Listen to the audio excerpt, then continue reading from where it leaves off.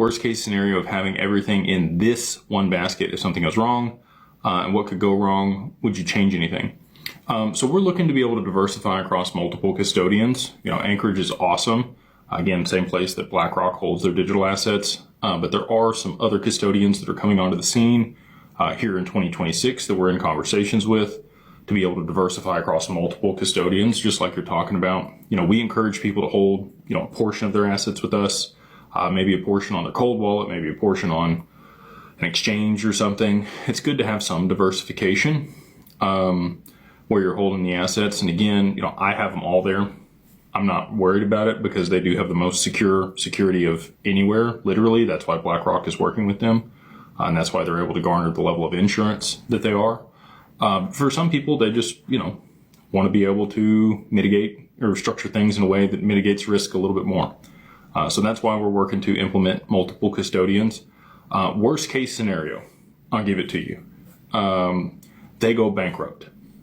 Okay. They have a really strong balance sheet. They have like $700 million on their balance sheet right now. I do think that Anchorage is probably going to go public in the not too distant future. Just, hearsay around. I could be off with that. We'll have to find out. But with all that being said, let's say they go bankrupt. Okay. They are not relief estate like BNY Mellon.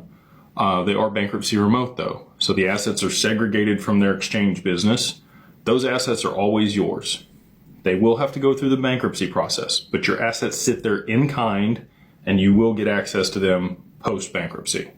And that's, again, I think we can maybe get really, I don't know if there's anybody else besides BNY Mellon, but that sounds like a good thing. Another trust bank steps in immediately, takes over.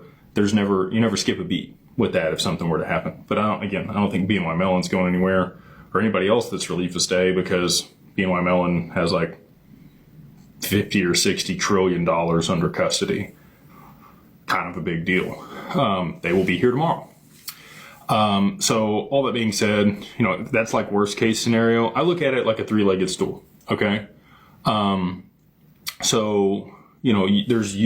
there's us at DWP, and there's Anchorage.